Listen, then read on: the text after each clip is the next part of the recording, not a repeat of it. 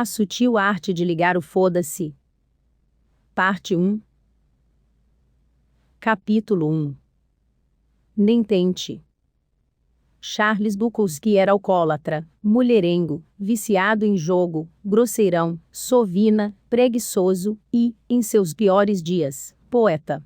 Ele seria a última pessoa no mundo a quem você pediria conselhos ou que esperaria encontrar em um livro de autoajuda. É por isso que ele é o ponto de partida perfeito. Bukowski queria ser escritor, mas passou décadas sendo rejeitado por quase todas as revistas, jornais, agentes e editoras que procurou.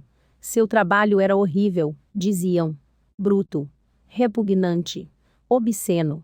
E, conforme as cartas de recusa se acumulavam, o peso do fracasso fazia afundar cada vez mais na depressão movida a álcool que o acompanharia por quase toda a vida. Bukowski trabalhava nos Correios. O salário era ridículo, e ele gastava quase tudo em bebida, o pouco que sobrava, apostava em corridas de cavalos. À noite, bebia sozinho, às vezes escrevendo poemas em sua velha e surrada máquina de escrever. Não raro acordava no chão, tendo apagado de tão bêbado. 3 décadas se passaram assim, resumidas a um grande borrão de álcool, drogas, jogatina e prostitutas. Até que, aos 50 anos, após toda uma vida de fracassos e autodepreciação, o editor de uma pequena editora independente desenvolveu um estranho interesse por ele. O editor não podia oferecer muito dinheiro, nem prometer boas vendas, mas demonstrava uma afeição incomum por aquele bêbado imprestável e decidiu arriscar. Era a primeira chance real que Bukowski tinha, e, como ele se deu conta, provavelmente única. Ele respondeu ao editor: eu tenho 2 opções. Ficar nos Correios e enlouquecer, ou dar uma de escritor e morrer de fome. Decidi morrer de fome. 3 semanas depois de assinar o contrato, Bukowski tinha o primeiro romance pronto. Chamava-se Cartas na Rua.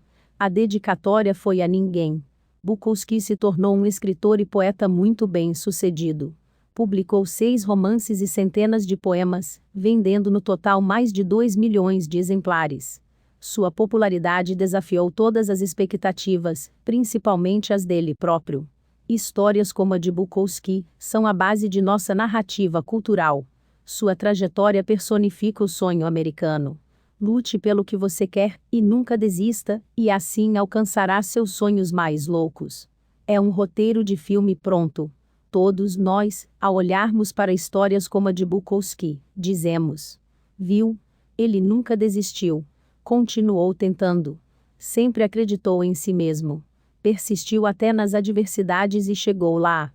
Então, é estranho que o epitáfio de Bukowski seja: nem tente. Pois é apesar das vendas e da fama, Bukowski era um fracassado. Ele sabia disso. Seu sucesso não brotou de uma grande vontade de vencer na vida, mas da consciência do contrário. Ele sabia que era um fracassado, aceitava o fato e escrevia honestamente sobre isso. Nunca tentou ser quem não era. A obra de Bukowski não se sustenta na ideia de superar obstáculos impensáveis, nem de se empenhar para ser um gênio literário. É o oposto. Seu sucesso vem da completa e inabalável honestidade consigo mesmo, sobretudo em relação às piores partes, e da capacidade de falar abertamente sobre seus fracassos, sem hesitação ou dúvida. Esta é a verdadeira origem do sucesso de Bukowski. Sentir-se confortável com o fracasso. Ele estava pouco se lixando para ser bem-sucedido. Mesmo depois da fama, continuava indo a leituras de poesia caindo de bêbado e xingava a plateia. Ainda se expunha em público, e tentava transar com qualquer mulher que via pela frente. Fama e sucesso não fizeram dele uma pessoa melhor, e não foi, se tornando uma pessoa melhor, que ele alcançou fama e sucesso. Muitas vezes, o autoaprimoramento e o sucesso andam de mãos dadas. Não significa que sejam a mesma coisa.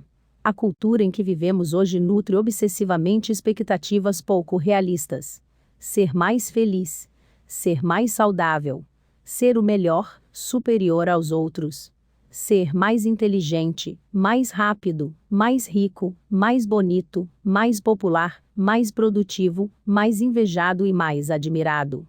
ser perfeito, incrível e cagar pepitas de ouro de 12 quilates antes de beijar uma esposa impecável e 2 filhos perfeitos no café da manhã. Depois, ir de helicóptero para seu emprego extremamente gratificante, onde você passa os dias fazendo um trabalho importantíssimo, que um dia ainda vai salvar o planeta.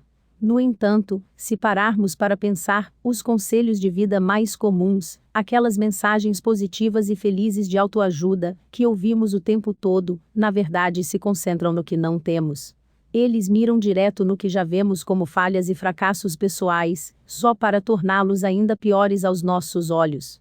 Só aprendemos as melhores maneiras de ganhar dinheiro, porque achamos que não temos o suficiente. Só paramos diante do espelho e repetimos para nós mesmos que somos bonitos, porque não nos achamos bonitos. Só seguimos dicas de namoros e relacionamentos, porque achamos impossível sermos amados. Só fazemos exercícios ridículos de visualização de sucesso, porque não nos sentimos bem-sucedidos. Ironicamente, essa fixação no positivo, no que é melhor ou superior, só serve como um lembrete do que não somos, do que nos falta, do que já deveríamos ter conquistado, mas não conseguimos. Afinal de contas, nenhuma pessoa realmente feliz sente necessidade de ficar falando que é feliz para si mesma no espelho. Ela simplesmente há um ditado que diz: cão que ladra não morde. Um homem confiante não precisa provar que é confiante. Uma mulher rica não tem necessidade de convencer ninguém de que é rica. Ou você é ou não é, e se você passa o tempo todo sonhando em ser alguma coisa, está inconscientemente reforçando a mesma realidade. Você não é aquilo. Todo mundo e todos os programas de TV querem nos convencer de que a felicidade depende de um emprego melhor, um carro mais potente, uma namorada mais bonita, uma jacuzzi, uma piscina para os filhos. O mundo não cansa de indicar um caminho para a felicidade que se resume a mais e mais, e mais. Compre mais, tenha mais, faça mais, transe mais, seja mais. Somos constantemente bombardeados com a necessidade de ter tudo o tempo todo. Você precisa de uma TV nova.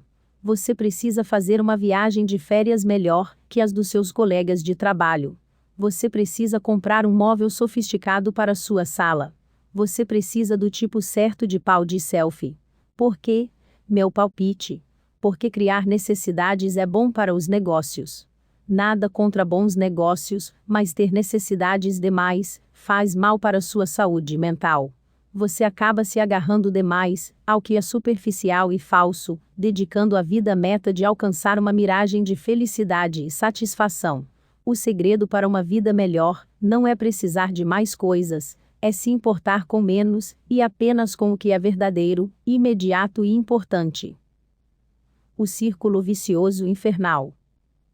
O cérebro humano tem uma peculiaridade traiçoeira que, se não tomarmos cuidado, pode nos enlouquecer. Veja se isto lhe é familiar. Você está ansioso, porque precisa confrontar alguém.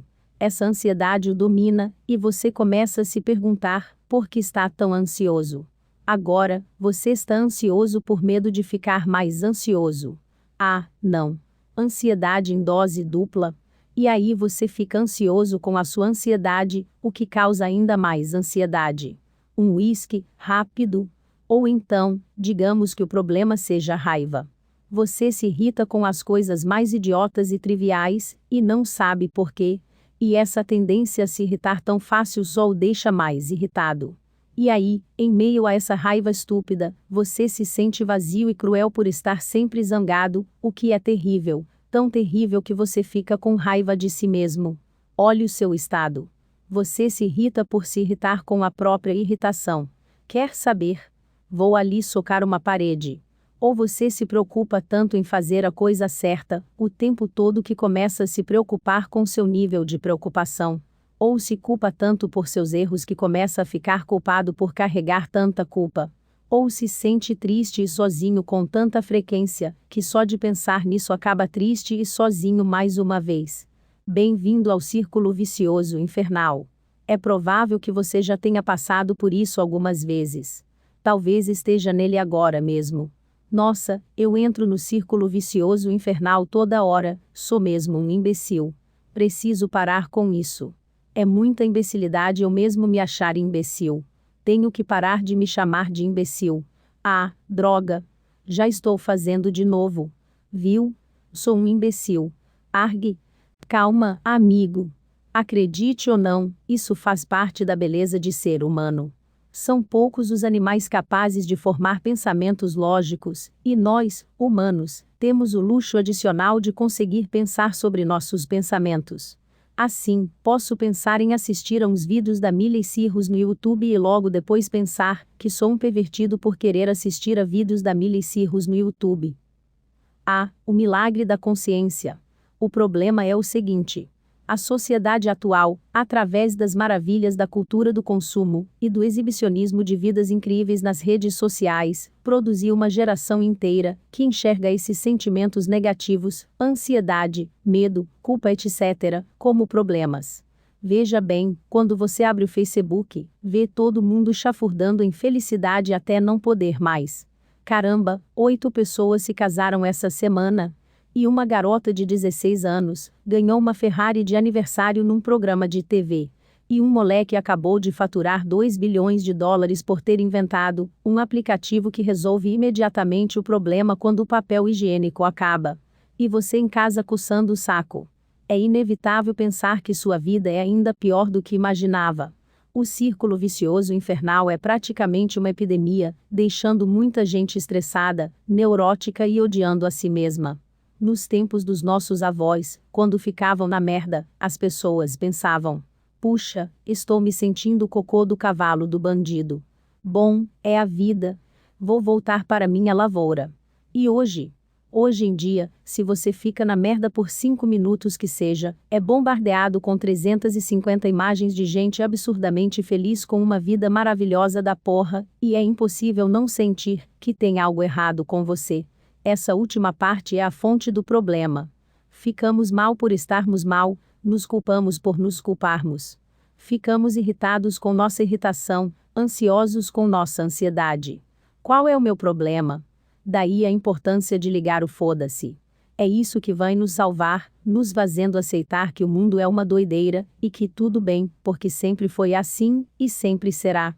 Quando você está pouco, se fodendo para seu mal-estar, você faz o círculo vicioso infernal entrar em curto-circuito. Eu estou na pior, mas e daí? Então, como se fosse salpicado por um pó mágico de desprendimento, você para de se odiar por se sentir tão mal. George Orwell disse que enxergar o que está diante do nariz exige um esforço constante. Bom, a solução para o estresse e a ansiedade é óbvia, e não percebemos, porque estamos ocupados vendo pornô e propagandas de aparelhos para abdominais, que não funcionam enquanto nos perguntamos por que não temos um tanquinho, e não transamos com mulheres lindas. Na internet, fazemos piadas sobre os problemas do mundo moderno, mas a verdade é que nos tornamos vítimas do nosso próprio privilégio. Problemas de saúde decorrentes de estresse, transtornos de ansiedade e casos de depressão dispararam nos últimos 30 anos, apesar de todo mundo ter uma TV de tela plana e pedir comida em casa. Nossa crise não é mais material, é existencial, espiritual. Temos tanta tralha e tantas oportunidades que nem sabemos mais o que realmente importa. Porque agora, ao mesmo tempo que temos infinitos meios de ver e aprender coisas novas, temos também infinitos meios de descobrir que não estamos à altura das expectativas, que não somos bons o suficiente, que nossa situação não é tão satisfatória quanto poderia ser, e isso nos corrói por dentro. Porque tem algo muito errado com toda essa ladainha de como ser feliz, que já foi compartilhada umas 8 milhões de vezes no Facebook nos últimos anos. O que ninguém vê em toda essa babaquice é: o desejo de ter mais experiências positivas é, em si, uma experiência negativa. E, paradoxalmente, a aceitação da experiência negativa é, em si, uma experiência positiva. Isso é de enlouquecer qualquer um. Então vou lhe dar um minuto para ler de novo e clarear seu cérebro. Desejar sentimentos positivos é um sentimento negativo, aceitar sentimentos negativos é um sentimento positivo. É a isso que o filósofo Alan Watts se refere como lei do esforço invertido. A ideia de que quanto mais tentamos nos sentir bem o tempo todo, mais insatisfeitos ficamos, pois a busca por alguma coisa só reforça o fato de que não a temos. Quanto mais você se desespera para ser rico, mais pobre e indigno se sente, seja qual for sua renda. Quanto mais você se desespera para ser bonito e desejado, mais feio se considera, seja qual for sua aparência. Quanto mais você se desespera para ser feliz e amado, mais sozinho e aflito fica, não importa com quem esteja. Quanto mais espiritualizado quer ser, mais egocêntrico e superficial se torna no processo. É como na vez em que tomei ácido. Quanto mais eu andava em direção a uma casa, mais a casa se afastava. E, sim, usei minhas alucinações de LSD para fazer uma consideração filosófica sobre a felicidade. Foda-se. Como disse o existencialista Albert Camus, e tenho quase certeza de que ele não usava LSD. Você nunca será feliz se insistir em tentar descobrir o que é a felicidade. Você nunca viverá verdadeiramente se estiver procurando o sentido da vida. Em resumo, nem tente. Eu sei o que você está pensando. Mark, essas suas ideias são muito excitantes, mas e o Camaro para o qual estou economizando? E toda a fome que passei para ficar em forma? Olha, aquela academia é cara. E a casa de praia dos meus sonhos? Se eu ligar o foda-se para essas coisas, bem, nunca vou conseguir nada. Não é isso que eu quero. Que bom que você tocou nessa questão.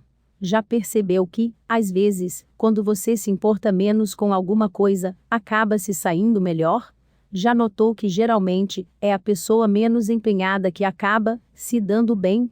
Já reparou que às vezes, quando você para de se importar tanto, tudo começa a entrar nos eixos? Por que isso acontece? O interessante sobre a lei do esforço invertido é que ela não tem esse nome à toa. Ligar o foda-se funciona ao contrário. Se buscar o positivo é negativo, então buscar o negativo gera o positivo. O sofrimento que você passa na academia lhe dá mais saúde e energia. Os erros que você comete no trabalho permitem que você compreenda melhor o que é preciso para ser bem-sucedido. Paradoxalmente, lidar abertamente com suas inseguranças torna você mais confiante e carismático.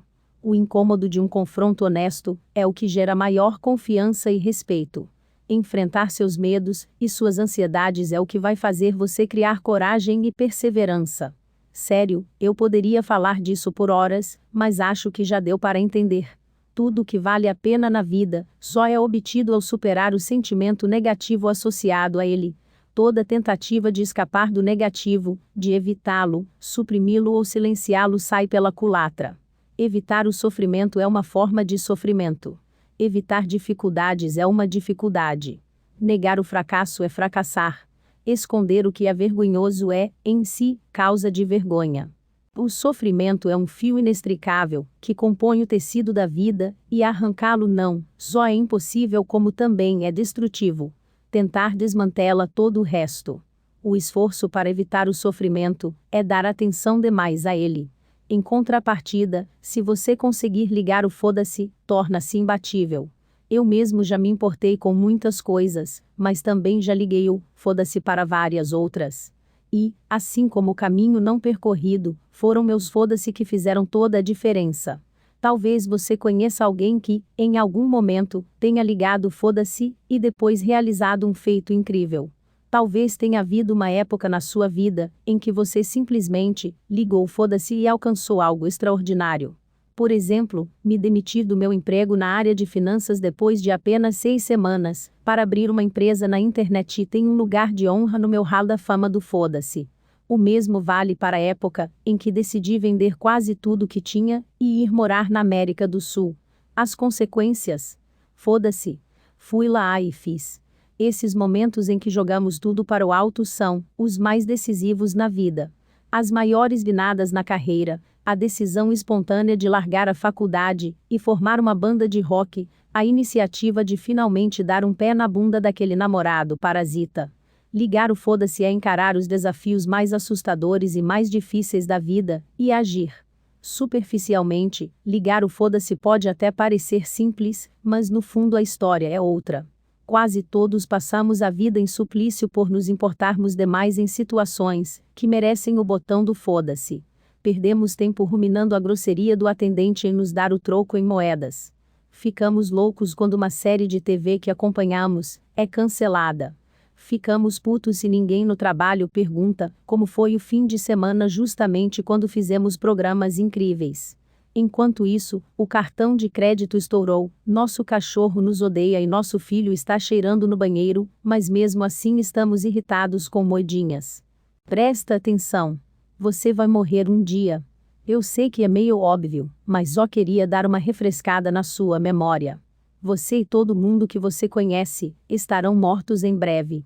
E, no curto período entre o agora e o dia da sua morte, você só pode se importar com uma quantidade limitada de coisas. Bem poucas, na verdade. Se sair por aí, se importando com tudo e todos sem critério algum, vai acabar se ferrando. Ligar o foda-se é uma arte sutil.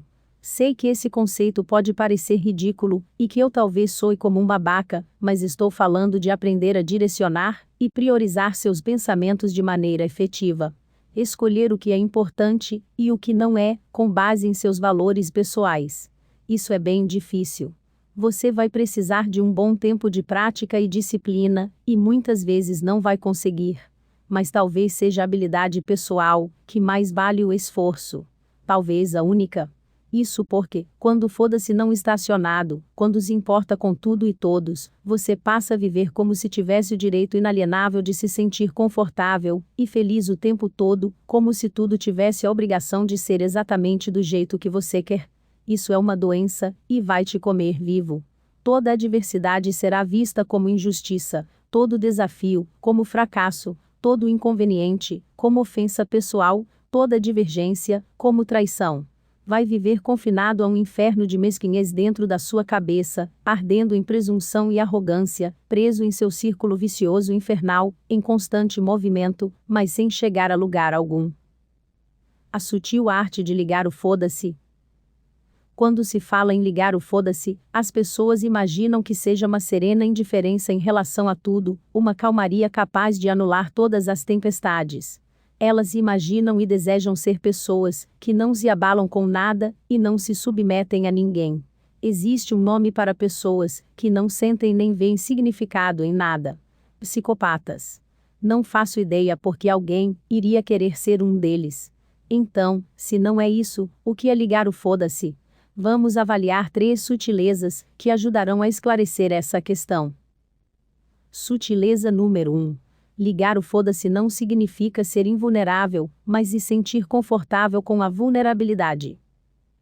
Que fique claro. Não existe absolutamente nada admirável na indiferença, não é uma questão de autoconfiança. Pessoas indiferentes são fracas e medrosas. São parasitas preguiçosos, ou trolls da internet. Na verdade, pessoas indiferentes cultivam a indiferença, porque não sabem ligar o foda-se.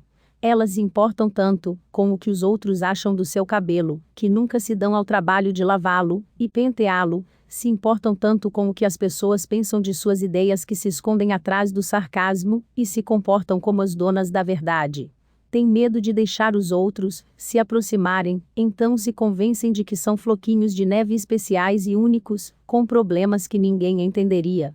Pessoas indiferentes têm medo do mundo e da repercussão de suas escolhas. É por isso que não tomam decisões importantes. Escondem-se no apático poço cinzento de egocentrismo e autopiedade que criaram, distraindo-se eternamente dessa coisa insuportável chamada vida, que exige tanto tempo e energia. Porque existe uma verdade secreta sobre a vida. É impossível ligar o foda-se para ela. Com alguma coisa, a gente tem que se importar. É parte da nossa natureza, se importar com as coisas, e portanto, não recorrer ao foda-se. Sendo assim, a pergunta é: com o que se importar? Como escolher o que importa? E como ligar o foda-se para todo o resto? Há pouco tempo, um amigo da minha mãe roubou uma boa quantia de dinheiro dela. Se eu fosse indiferente, teria dado de ombros, tomado um gole do meu cappuccino e baixado mais uma temporada de The Wire. Que pena, mãe. Mas não, eu fiquei indignado. Fiquei furioso. Eu falei: vamos atrás dele e meter um processo nesse filho da puta. Como assim? Por quê? Que se foda. Vou acabar com a vida desse cara se for preciso. Essa situação ilustra a primeira sutileza do foda-se. Quando dizemos Nossa, cuidado, o Mark Manson está pouco se fodendo. Não estamos dizendo que o Mark Manson não liga para nada. Pelo contrário. Estamos dizendo que o Mark Manson não está nem aí para os obstáculos que o separam de seus objetivos, não quer saber se vai irritar algumas pessoas para fazer o que considera certo, importante ou nobre. Estamos falando que o Mark Manson é o tipo de cara que escreve sobre si mesmo na terceira pessoa só porque quer. Ele está pouco se fodendo. Isso é o mais admirável. Não eu, seu tonto, o conceito de superar as adversidades e a disposição de ser diferente, excluído, um pária, tudo em nome dos valores pessoais. A capacidade de encarar o fracasso de peito aberto. É admirável quem liga o foda-se para os problemas, para as derrotas, para o risco de fazer papel de bobo ou de se dar mal algumas vezes. Quem ri do perigo e segue em frente. Porque sabe que é certo.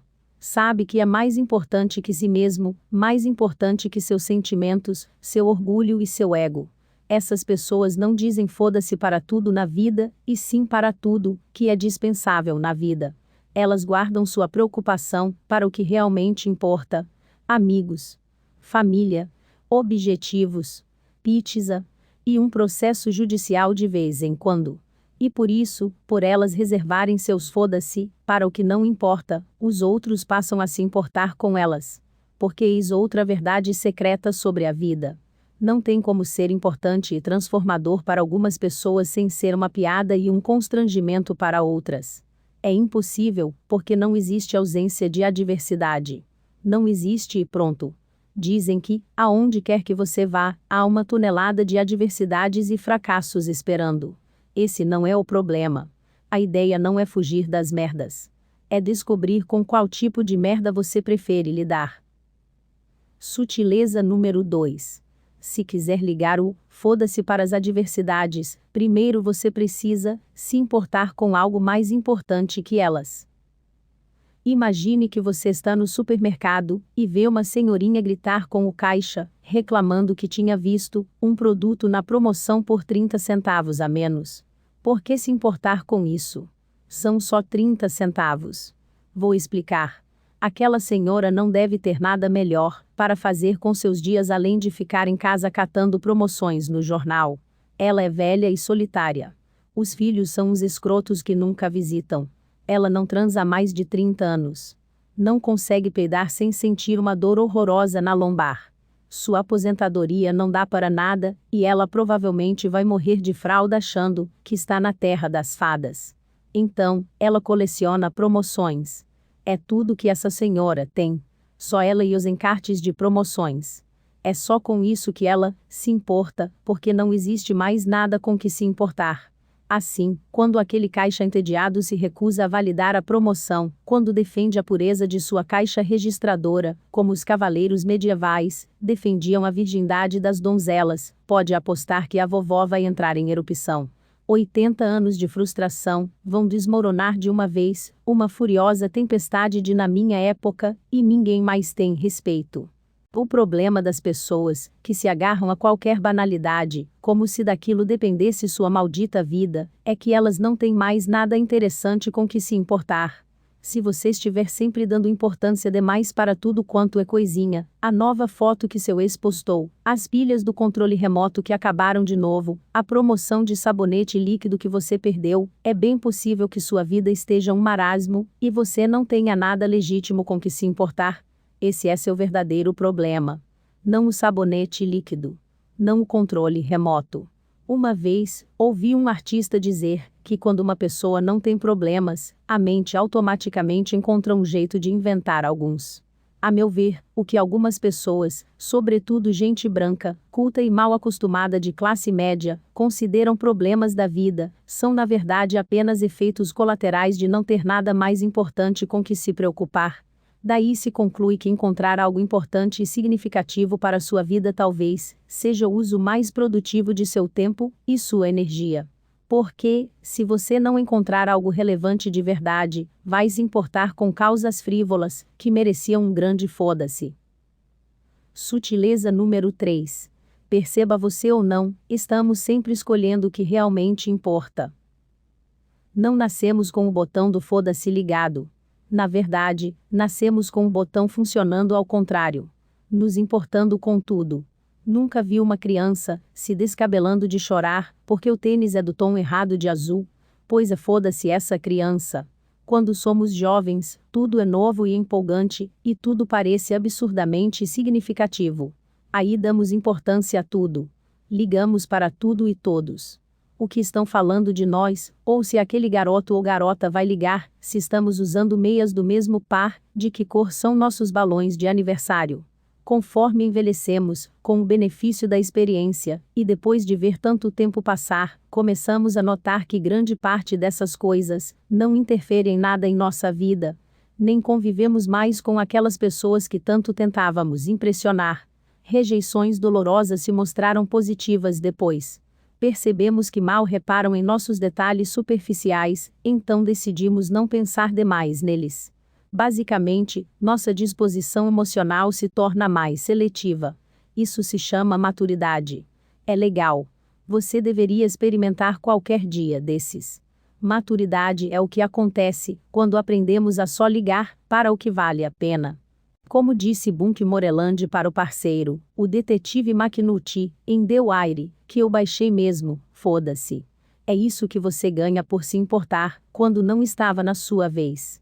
Então, quando envelhecemos e chegamos à meia-idade, outra mudança acontece. O nível de energia cai. A identidade se consolida. Sabemos quem somos, e nos aceitamos, mesmo que não ela muito bacana. E, por mais estranho que pareça, isso é libertador. Não precisamos mais nos importar com tudo. A vida é assim. E nós a aceitamos, com defeitos e tudo. Percebemos que nunca vamos desenvolver a cura para o câncer, nunca iremos à lua, nem sairemos com a Jennifer Aniston. E tudo bem. Vida que segue. Passamos a reservar nossa preocupação cada vez mais escassa ao que realmente merece atenção. Família, melhores amigos, pontuação no golfe. E, para nossa perplexidade, isso basta. Na verdade, ficamos felizes pra cacete depois dessa simplificação, e por um bom tempo. E começamos a pensar que talvez aquele bêbado maluco do Bukowski soubesse do que estava falando. Nem tente. Mas então, Mark, para que serve essa droga de livro, afinal? Este livro vai ajudar você a pensar um pouco mais claramente sobre o que elege como importante na sua vida e o que considera insignificante. Acredito que estamos enfrentando uma epidemia de cegueira psicológica que faz as pessoas não enxergarem que é normal as coisas darem errado de vez em quando. Sei que parece ser simplesmente preguiça intelectual, mas juro que é quase uma questão de vida ou morte. Porque, quando acreditamos que nada deveria dar errado, inconscientemente começamos a nos culpar. Começamos a desconfiar que tem alguma coisa errada com a gente, o que nos leva a todo tipo de absurdo na tentativa de reverter isso, como comprar 40 pares de sapatos, tomar calmante com vodka numa noite de terça-feira, ou atirar num ônibus escolar cheio de criancinhas. Essa crença de que não conseguir uma coisa ou outra é um problema acaba alimentando o crescente círculo vicioso infernal que ameaça dominar nossa cultura. A ideia de ligar o foda-se é um jeito simples de reorientar nossas expectativas e descobrir o que é ou não importante na vida. Quando desenvolvemos essa habilidade, experimentamos o que considero uma espécie de iluminação prática. Não aquela iluminação babaca e idealista do êxtase eterno e do fim de toda a dor. Eu vejo a iluminação prática como a possibilidade de se sentir confortável com a ideia de que um pouco de sofrimento é sempre inevitável, que, por mais que nos esforcemos, a vida é feita de fracassos, perdas, arrependimentos e até morte. Quando você passa a se sentir confortável com toda a merda que a vida joga na sua cara, e ainda vai rolar muita merda, pode acreditar, você se torna invencível, num sentido levemente, bem levemente, espiritual. Afinal de contas, o único jeito de superar a dor é aprender a suportá-la. Este livro está pouco se fodendo para o alívio dos seus problemas, ou da sua dor, e é exatamente por isso que você vai perceber que o que está escrito aqui é verdade. Este livro não é um guia para a grandeza, não poderia ser, porque a grandeza é apenas uma ilusão criada pela nossa mente, um destino fictício que nos obrigamos a buscar, nossa Atlântida psicológica. Esse método vai transformar sua dor numa ferramenta, seu trauma em poder, seus problemas em problemas ligeiramente menores. Isso já é alguma coisa. Pense neste livro como um guia para o sofrimento, que ensina a sofrer da melhor forma, com mais significado, mais compaixão e mais humildade. A ideia é que você tenha uma vida mais leve apesar dos fardos que carrega, que conviva melhor com seus maiores medos e ria das lágrimas enquanto chora. Este livro não vai ensiná-lo a subir na vida, ou alcançar seus objetivos, e sim a errar e perder sem se destruir por isso. Vai ensiná-lo a fazer um inventário de sua vida, identificar os itens mais importantes, e então eliminar todo o resto. Vai ensiná-lo a fechar os olhos, e confiar que é possível escorregar, e não sofrer nada grave. Vai ensiná-lo a direcionar sua atenção para evitar desperdiçá-la. Vai ensiná-lo a nem tentar. Capítulo 2. A felicidade é um problema. Há uns 2.500 anos, num palácio localizado no sopé himalaio do atual Nepal, vivia um rei que seria pai. O rei tinha um objetivo bastante grandioso para o filho: tornar a vida da criança perfeita. O menino não passaria por um único momento de dor, todas as suas necessidades e todos os seus desejos seriam atendidos prontamente. O rei mandou que construíssem muros altos ao redor do palácio, para que o príncipe jamais conhecesse o mundo lá afora. Ele mimava o menino, cobrindo de comida e presentes, cercando de servos, que atendiam a todos os seus caprichos. Como planejado, a criança cresceu alheia à crueldade habitual da existência humana. Toda a infância do menino foi assim. Mas, apesar do luxo e opulência infinitos, o príncipe se tornou um jovem meio estressado. Em pouco tempo, todas as experiências lhe pareciam vazias e sem valor. Por mais que o pai lhe desse, nada era suficiente e nunca significava nada.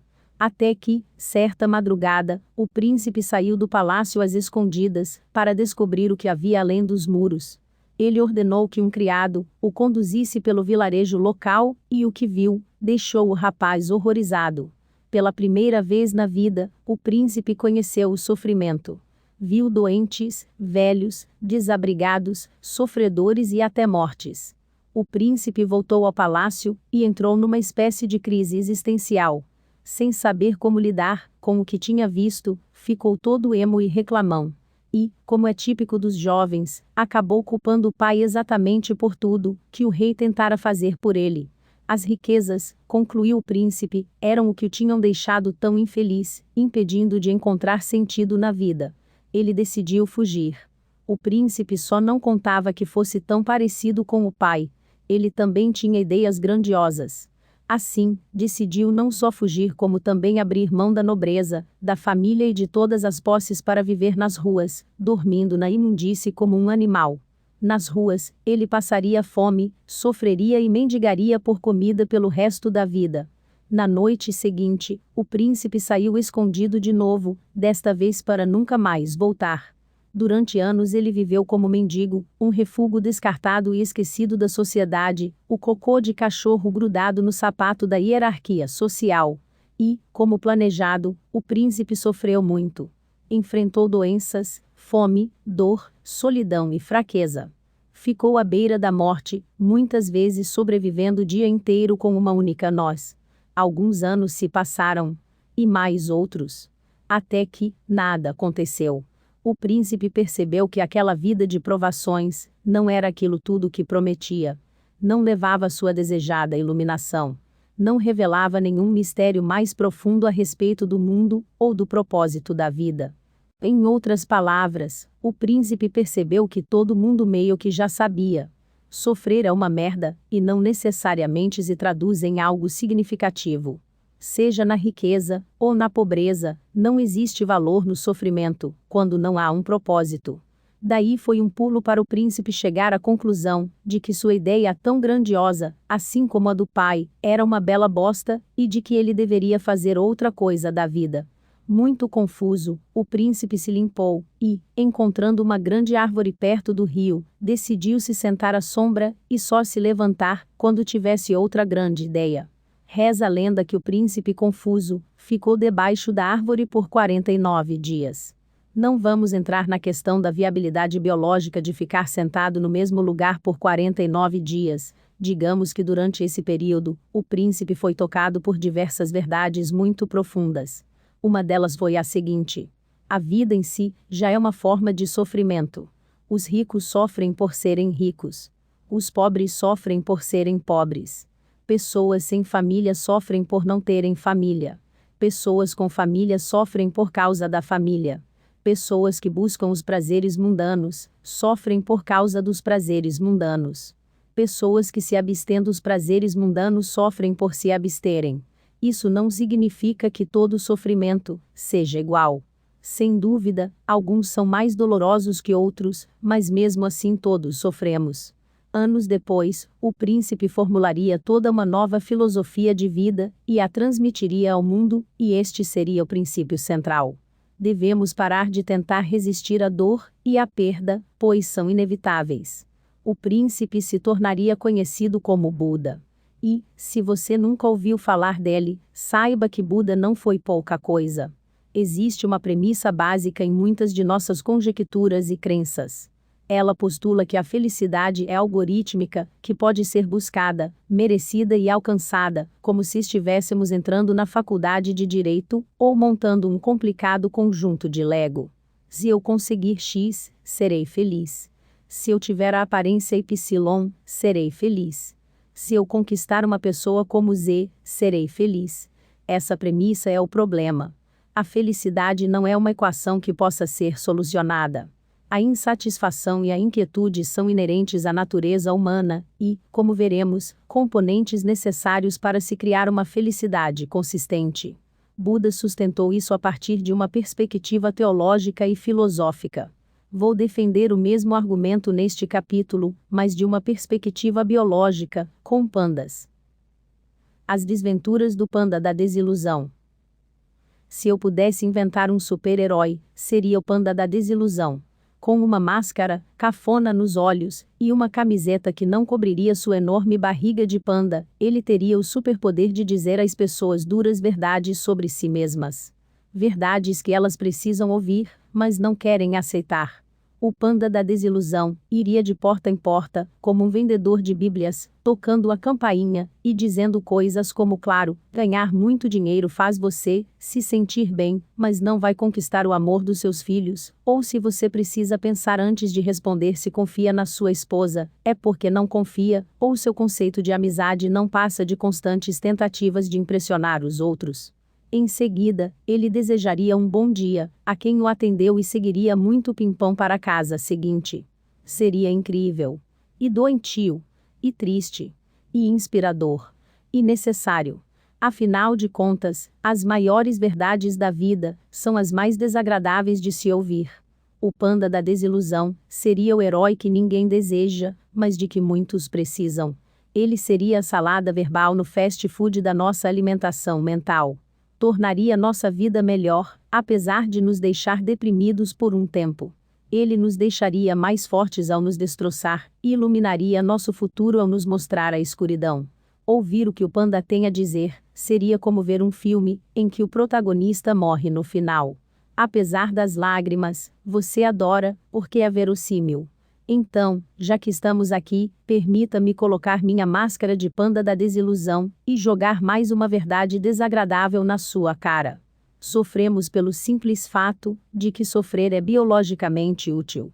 O sofrimento é o agente preferido da natureza para inspirar mudanças. A evolução nos fez viver constantemente com certo grau de insatisfação e insegurança, porque é a criatura levemente insatisfeita e insegura que faz o máximo para inovar e sobreviver. Somos programados pela natureza para ficar insatisfeitos com tudo que temos e desejar apenas o que não temos. Essa insatisfação permanente faz nossa espécie seguir lutando e progredindo, construindo e conquistando. Então, não. Nossa dor e tristeza não são uma falha da evolução humana. Pelo contrário, são um recurso essencial dela. A dor, em todas as suas formas, é o meio mais efetivo de que nosso corpo dispõe para gerar ação. Imagine algo simples, como dar uma topada com o dedão do pé. Se você for como eu, sua reação é gritar tantos palavrões que fariam o Papa Francisco chorar. Ou você culpa o pobre objeto inanimado pelo seu sofrimento. Mesa escrota, diz. Ou talvez chegue ao ponto de questionar toda sua visão sobre design de interiores com base no dedo latejante. Que tipo de idiota coloca uma mesa aqui? Mas voltemos.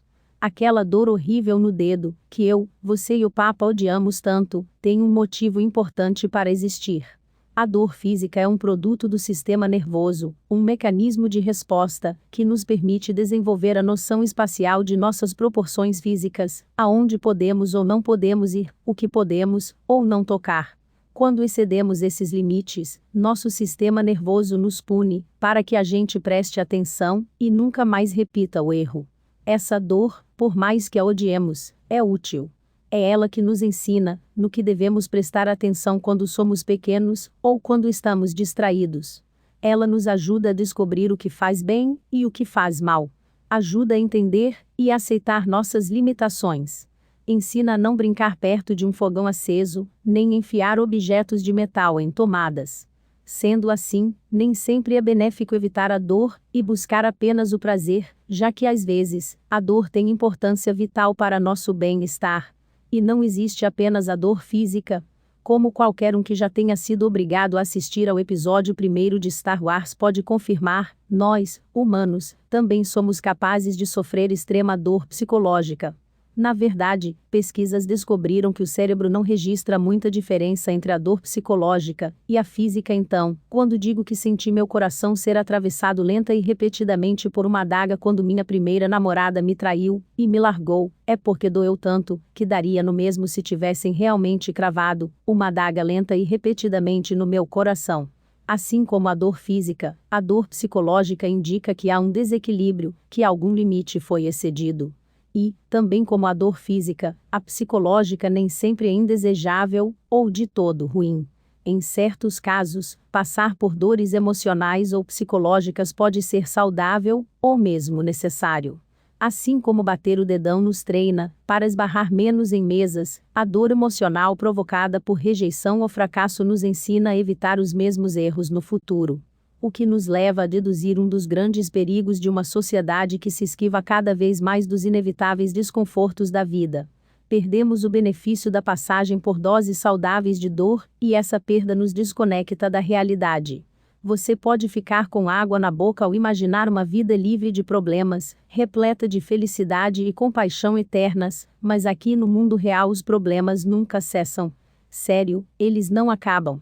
O panda da desilusão acabou de passar aqui. Ele me contou tudo enquanto tomávamos margaritas. Os problemas nunca somem, eles só diminuem. Warren Buffett tem problemas financeiros. O mendigo bêbado que fica à espreita na frente do supermercado também tem. Buffett simplesmente tem problemas financeiros menores que os do mendigo. Tudo na vida é assim. A vida é basicamente uma série interminável de problemas, Mark, afirmou o panda. Ele tomou mais um gole do drink e ajeitou o guarda-chuvinha cor-de-rosa que adornava o copo. A solução de um problema é apenas o início do próximo. Depois de um tempo, eu me perguntei de onde aquele panda falante tinha saído. Aliás, quem foi que preparou essas margaritas? Não espere por uma vida sem problemas, continuou o panda. Isso não existe. Em vez disso, torça por uma vida cheia de problemas pequenos. E, dizendo isso, ele pousou o copo, ajeitou o guarda-chuvinha nele, e saiu caminhando alegremente rumo ao horizonte. Felicidade é resolver problemas. Problemas são uma constante na vida. Quando você resolve seus problemas de saúde frequentando uma academia, está criando novos problemas, como ter que acordar cedo para não se atrasar, passar meia hora suando que nem um porco na esteira, depois ter que tomar banho antes do trabalho para não empestear o escritório inteiro com o seu fedor. Quando você resolve o problema de não passar tempo suficiente com seu parceiro, decidindo que vão sair juntos toda quarta-feira, está gerando novos problemas, como pensar em algo que os dois não odeiem para fazer toda quarta, conferir se tem dinheiro para ir a bons restaurantes, redescobrir a química e a chama que sentem ter perdido, e desvendar a logística de transar em uma banheira minúscula com espuma demais. Os problemas nunca acabam. Eles apenas são substituídos ou atualizados. A felicidade está em resolver problemas. Repare que a palavra-chave é resolver. Se você evita os problemas ou acha que não tem nenhum, está no caminho da infelicidade. Se acha que não consegue resolver seus problemas, estará no mesmo caminho. O segredo está em resolver os problemas, e não em não ter problemas. Para ser feliz, é preciso ter algo para resolver. Assim, a felicidade é uma forma de ação, é uma atividade, não algo que você recebe de forma passiva, que descobre magicamente numa lista do BuzzFeed, ou com algum guru. Ela não surge quando você finalmente ganha o suficiente para construir mais um cômodo na sua casa.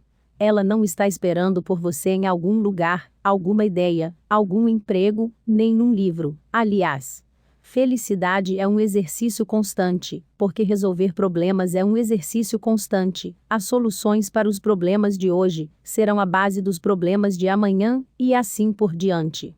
A verdadeira felicidade só se dá quando você descobre quais problemas gosta de ter e de resolver. Às vezes, são problemas simples. Comer bem, viajar, zerar o jogo que você acabou de comprar. Outras vezes, porém, são problemas abstratos e complexos.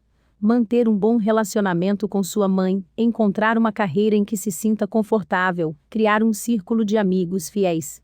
Sejam quais forem seus problemas, o conceito é o mesmo. Resolva-os e seja feliz.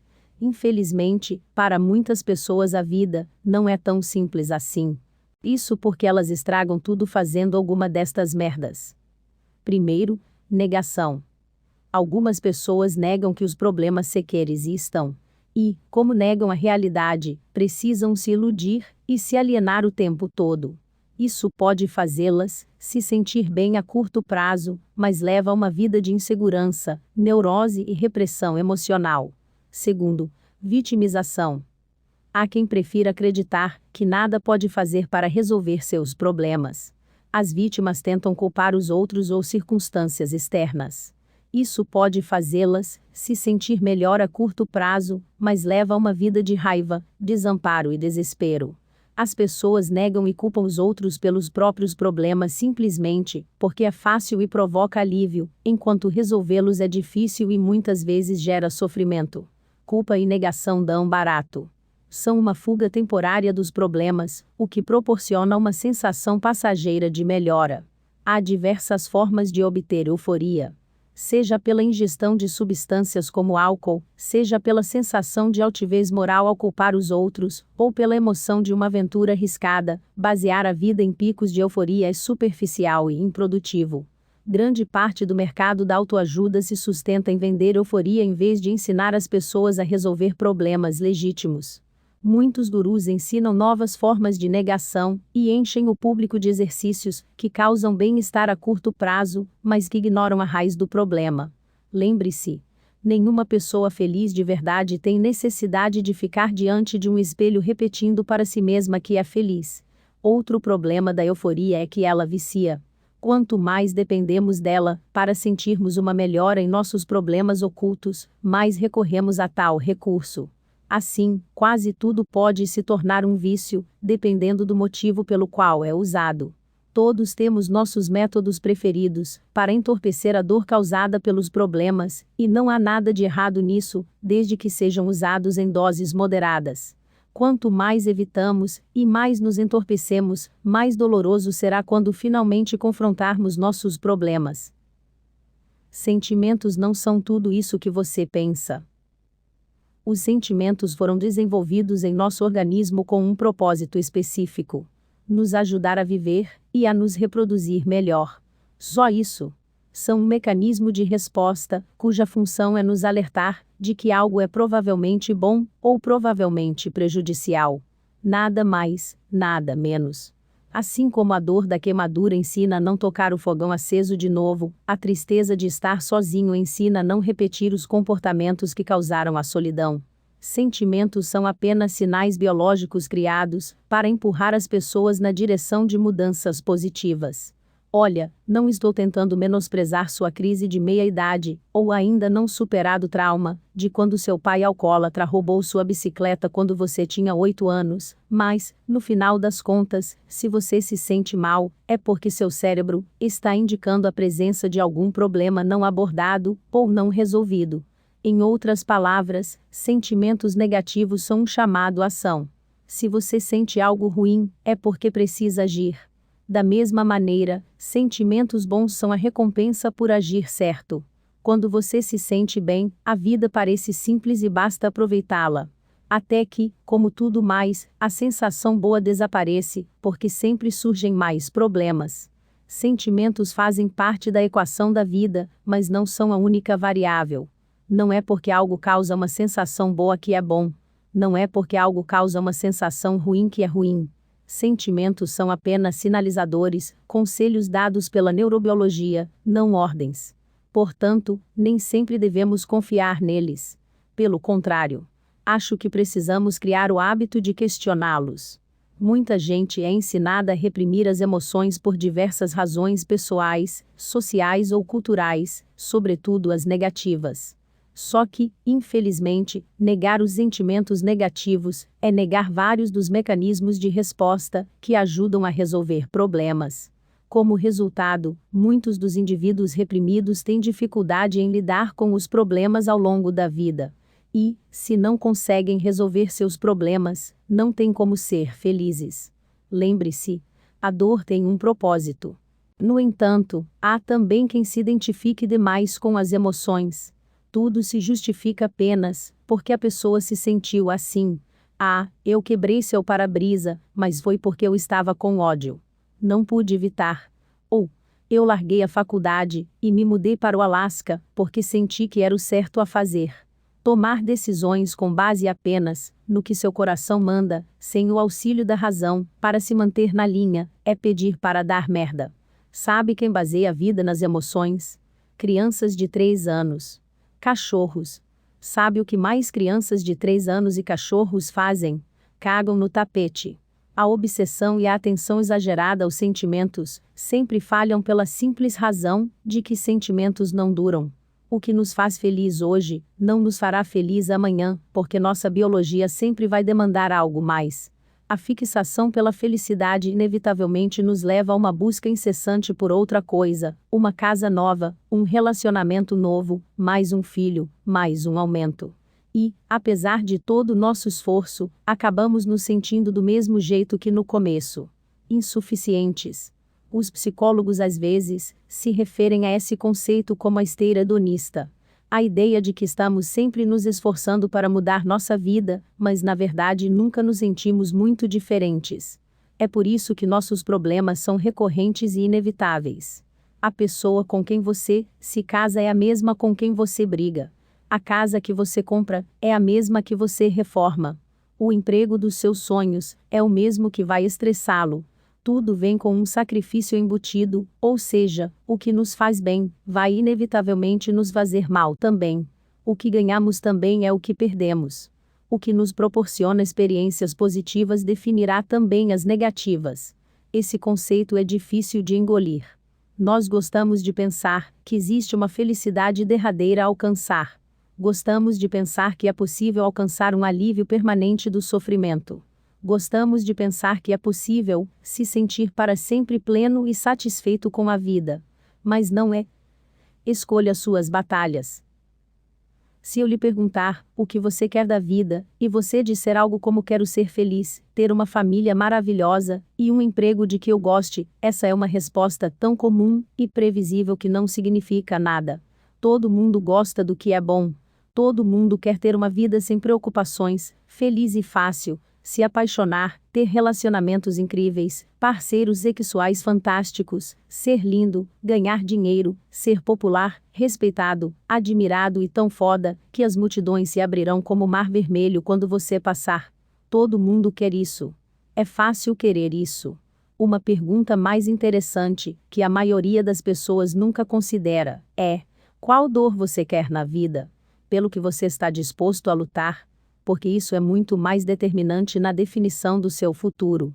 Por exemplo, muita gente quer ter a melhor sala do escritório e ganhar rios de dinheiro, mas não é qualquer um que está disposto a trabalhar 60 horas por semana, fazer longos trajetos indo e voltando do escritório, preencher uma montanha de papelada odiosa e vencer hierarquias corporativas arbitrárias só para escapar dos opressores cubículos infinitos.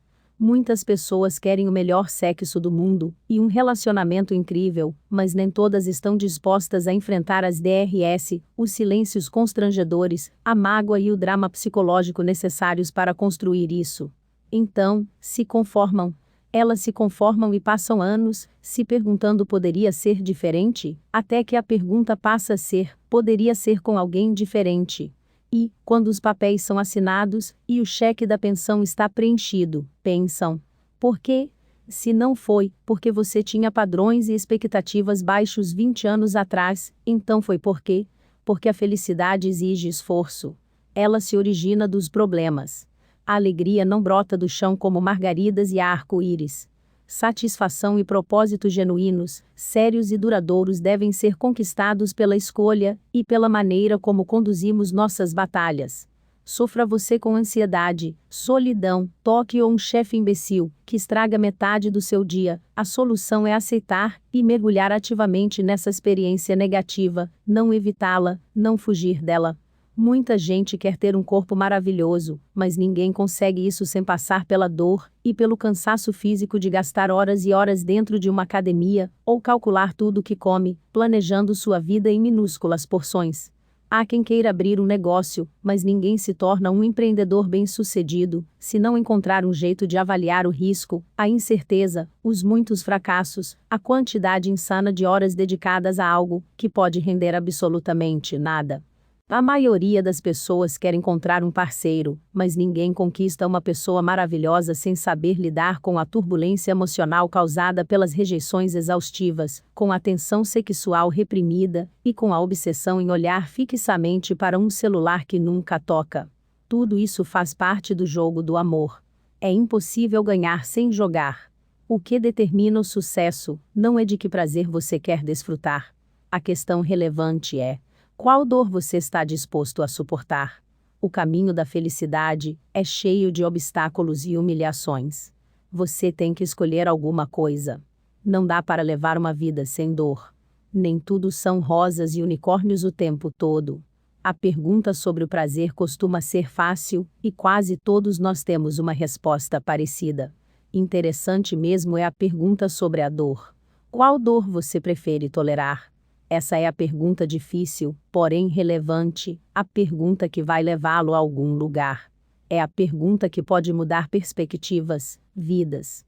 É o que faz de mim quem eu sou, que faz de você quem você é o que nos define, nos distingue e, no final das contas, nos une.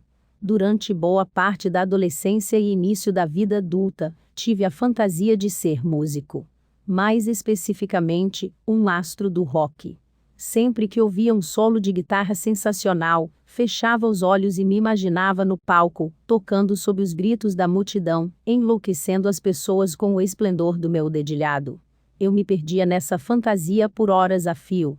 Para mim, a questão nunca foi se eu tocaria para multidões histéricas, e sim quando. Eu tinha tudo planejado. Só estava esperando até poder investir a energia e o esforço necessários para chegar lá e deixar minha marca. Primeiro, tinha que terminar a escola. Depois, ganhar dinheiro para comprar a guitarra. Aí, precisava encontrar tempo para praticar. Depois, fazer contatos e começar meu primeiro projeto. E depois, nada. Apesar de eu ter passado metade da vida fantasiando, esse sonho nunca se tornou realidade. E foi preciso muito tempo e muita luta para que eu finalmente descobrisse por quê eu não queria aquilo de verdade. Minha paixão era pelo resultado, eu lá, no palco, colocando minha alma na música, as pessoas aplaudindo, eu arrasando, mas não pelo processo. E, por causa disso, fracassei. Várias vezes. Sinceramente, nem tentei o suficiente para fracassar. Eu mal tentei. O esforço diário de praticar, a logística de encontrar uma banda e ensaiar, a dificuldade de arranjar shows e fazer as pessoas aparecerem e se interessarem, as cordas arrebentadas, o amplificador estourado, os 20 quilos de equipamentos que eu precisaria levar de lá para cá sem carro. O sonho é imenso e a escalada até o topo é interminável. O que levei muito tempo para descobrir é que eu não gostava muito de escalar. Só gostava de me imaginar no cume. Segundo a narrativa cultural dominante, eu decepcionei a mim mesmo, sou um desistente, um perdedor, não tenho talento, abri mão do meu sonho, e talvez tenha sucumbido à pressão social. Mas a verdade é muito menos interessante que essas explicações. A verdade é que eu achei que queria uma coisa, mas não queria. Fim de papo. Eu queria a recompensa, e não as dificuldades. Queria o resultado, e não o processo. Eu não era apaixonado pela luta, e sim pela vitória. E a vida não funciona assim. Você é definido pelas batalhas que está disposto a lutar. As pessoas que gostam da batalha da academia são aquelas que participam de triatlos, têm barriga de tanquinho e conseguem levantar um carro. As pessoas que gostam das longas horas de trabalho e da política de ascensão na hierarquia corporativa são as que chegam rapidamente ao topo. As pessoas que gostam das tensões e incertezas do estilo de vida do artista faminto são, no final das contas, as que chegam aos palcos. Isso não tem nada a ver com força de vontade ou coragem. Não é a repetição da ladainha, não há vitória sem dor. É o componente mais simples e básico da vida. As batalhas determinam as conquistas. Os problemas criam a felicidade, junto com problemas um pouco menores e mais atualizados. Veja bem, trata-se de uma interminável espiral ascendente. Se você acha que em algum momento terá permissão para parar, infelizmente não entendeu nada. Porque a alegria está na subida. Capítulo 3. Você não é especial. Quero falar sobre um conhecido meu. Vamos chamá-lo de Jimmy. Jimmy estava sempre envolvido em vários projetos. Sempre que perguntavam o que ele estava fazendo, Jimmy falava sobre a consultoria que estava prestando para alguma empresa, descrevia um promissor aplicativo de saúde para o qual vinha buscando investidores, falava de um evento beneficente, em que faria um discurso, ou contava sobre a ideia milionária que tivera para uma bomba de combustível mais eficiente. O cara não parava, estava sempre ligado, e, se você desse papo, Jimmy continuaria eternamente, mostrando como era fenomenal seu trabalho, e como eram brilhantes suas ideias, despejando em cima de você tantos feitos pessoais, que mais parecia estar sendo entrevistado na TV. Jimmy era pura positividade, o tempo todo. Sempre alçando novos voos, sempre a um passo de mais uma conquista, um verdadeiro cara que põe a mão na massa. O problema era que Jimmy também era um completo parasita, muito papo e nenhuma ação. Passava a maior parte do tempo chapado, e gastava em bares e restaurantes sofisticados tanto quanto investia em suas ideias de negócios. Jimmy era um sanguessuga profissional. Vivia do dinheiro suado da família, que ele enrolava assim, como fazia com o restante da cidade, com falsas ideias de futura glória no ramo da tecnologia. Claro, às vezes ele fazia algum esforço simbólico, pegava o celular e ligava para algum figurão na cara de pau, se valendo de todos os nomes famosos que lhe vinham à mente, mas nada concreto acontecia. Nenhum dos seus empreendimentos se tornou realidade. O cara continuou nessa por anos, sendo sustentado por namoradas e por parentes cada vez mais distantes até quase completar 30 anos. E o mais doido nisso tudo era que Jimmy tinha orgulho disso. Sua autoconfiança chegava ao nível do delirante. Quem ria dele, ou desligava na sua cara estava, na percepção de Jimmy, perdendo a maior oportunidade da vida.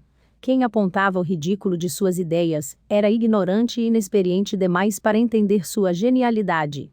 Quem expunha seu estilo de vida parasitário era um invejoso, uma pessoa amarga que cobiçava seu sucesso. Jimmy ganhava algum dinheiro, mas, em geral, pelos meios mais desonestos, como vender a ideia de outra pessoa, como se fosse dele, enrolar alguém para conseguir um empréstimo ou pior, convencer alguém a lhe dar participação numa startup. Às vezes conseguia até que lhe pagassem para dar palestras. sobre o que eu não consigo nem imaginar. A pior parte era que Jimmy acreditava nas mentiras que contava. Seu delírio era tão indestrutível que era até difícil ter raiva dele. Chegava a ser um caso fascinante, na verdade. Em algum momento da década de 1960, desenvolver uma autoestima alta, ter uma boa autoimagem e se sentir bem consigo mesmo, virou moda na psicologia.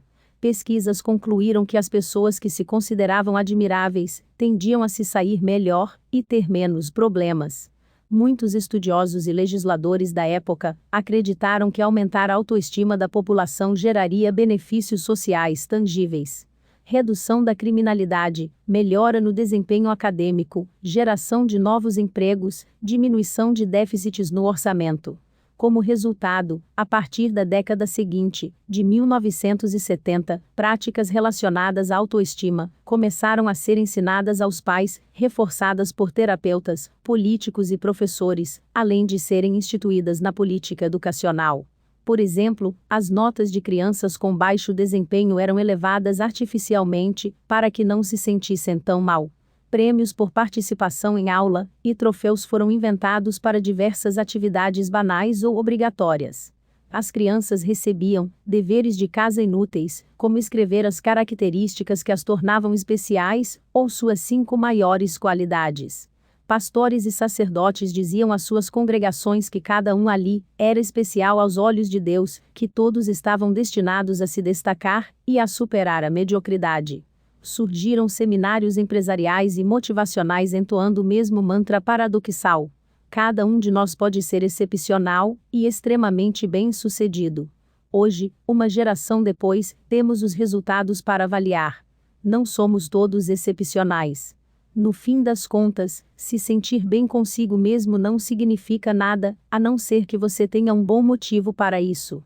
Hoje, sabemos que a diversidade e fracasso são muito úteis, e até mesmo necessários para o desenvolvimento de adultos determinados e bem-sucedidos. Hoje, sabemos que fazer as pessoas acreditarem que são excepcionais e se sentirem bem consigo mesmas sem fundamento, não cria uma população de Bill Gates e Martin Luther Kings. Cria uma população de Jimmys. Jimmy, o delirante das startups. Jimmy, que fumava maconha todo dia, e não era bom em nada exceto em se gabar e acreditar nas próprias mentiras. Jimmy, o tipo de cara que gritava com os sócios por serem imaturos, e depois estourava o cartão de crédito da empresa no Bernardin para impressionar modelos russas. Jimmy, que já estava ficando sem estoque de tias e tios, a quem recorrer para pedir empréstimos. Sim, esse Jimmy confiante e cheio de autoestima. O Jimmy que passava tanto tempo exibindo competência que esquecia de, bem, realmente fazer alguma coisa. O problema com o movimento pró-autoestima é a crença de que podemos medir a autoestima pelos sentimentos positivos das pessoas em relação a si mesmas.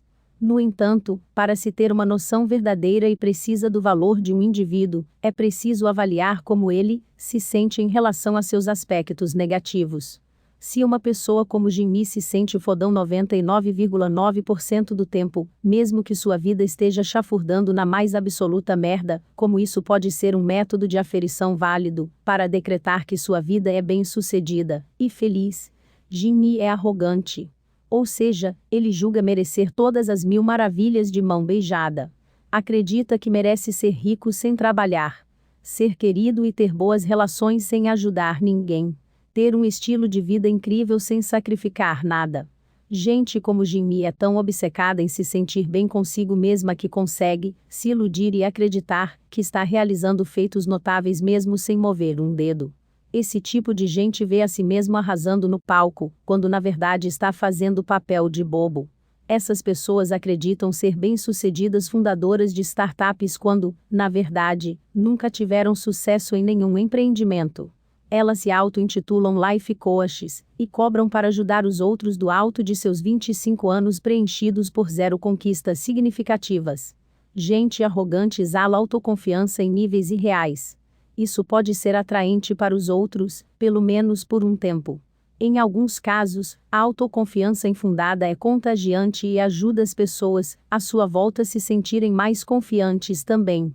Devo admitir que, apesar de todas as trapalhadas, Jimmy era uma boa companhia para sair. Você se sentia indestrutível perto dele. O problema da arrogância é que pessoas assim precisam se sentir bem consigo mesmas o tempo todo, mesmo que à custa dos outros. E como é uma necessidade constante, as pessoas arrogantes acabam gastando a maior parte do tempo pensando no próprio umbigo. Afinal de contas, não é simples se convencer de que seu peido não fede, ainda mais e você é um grande bosta. Depois que a pessoa começa a achar que tudo o que acontece na vida dela lhe confere ainda mais importância, é extremamente difícil livrá-la desse padrão de pensamento. Qualquer tentativa de ser razoável é vista como mais uma ameaça à sua superioridade, por parte de alguém que não consegue aceitar tamanho talento, inteligência, beleza, sucesso. O arrogante forma uma bolha narcisista ao redor de si mesmo, distorcendo todo e qualquer evento para manter a retroalimentação. Pessoas arrogantes têm apenas duas formas de ver os acontecimentos da vida, ambas relacionadas à sua grandeza: reafirmação ou ameaça. Se algo de bom acontece a elas, é fruto de algo incrível que fizeram. Se algo de ruim acontece, é porque alguém está com inveja, tentando derrubá-las. A arrogância é impenetrável. Pessoas desse tipo se convencem de qualquer coisa para alimentar sua sensação de superioridade. Precisam manter a fachada mental de pé a qualquer custo, mesmo que às vezes isso os obrigue a ser física ou emocionalmente violentas. Mas a arrogância é uma estratégia falha. É apenas mais uma forma de euforia. Não é felicidade.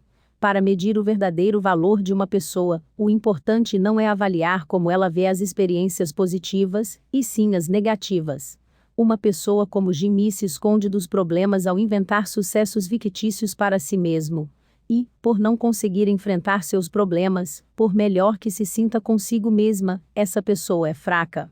Aquele que nutre uma boa autoestima verdadeira enxerga com honestidade as partes negativas de si mesmo. Sim, às vezes sou irresponsável com dinheiro. Sim, às vezes exagero meu próprio sucesso. Sim, sou muito dependente do apoio dos outros, eu deveria ser mais autossuficiente, e age a fim de se aprimorar. O arrogante, porém, é incapaz de melhorar a própria vida de forma duradoura ou significativa, pois não reconhece os próprios problemas aberta e honestamente. Ele busca euforia após euforia e chega a níveis cada vez mais elevados de negação.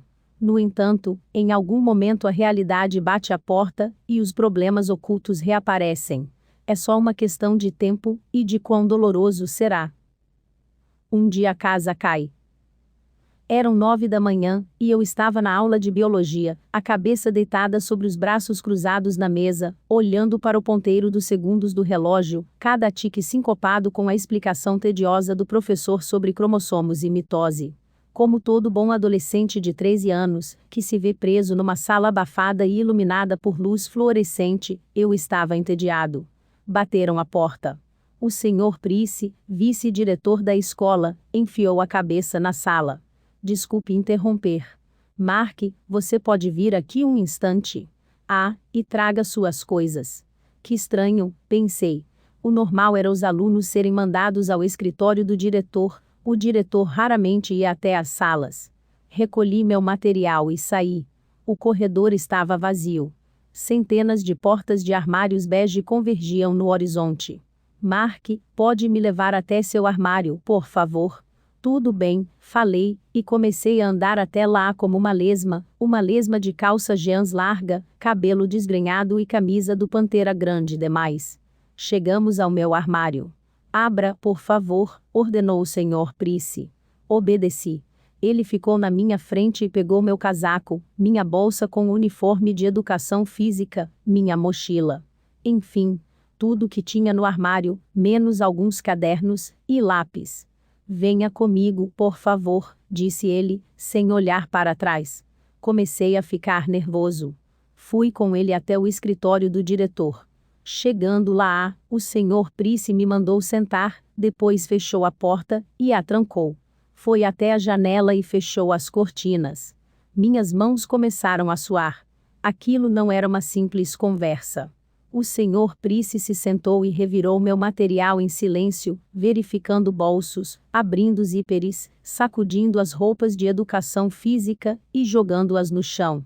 Sabe o que estou procurando, Mark? Perguntou ele, sem olhar para mim. Não, falei. Drogas. A palavra me deixou num estado, que era um misto de atenção e nervosismo. Drogas? Gaguejei. De que tipo? Ele me lançou um olhar severo. Não sei. De que tipo você tem? Retrucou, abrindo um fichário e verificando os bolsinhos para canetas. O suor brotava de todos os meus poros, nas palmas das mãos, nos braços, no pescoço. Minhas têmporas começaram a latejar, quando o sangue subiu para o rosto e depois para o cérebro. Como todo bom adolescente de 13 anos acusado de portar narcóticos e levá-los para a escola, eu queria sair correndo dali e me esconder. Não sei do que você está falando, protestei, num tom muito mais humilde do que gostaria.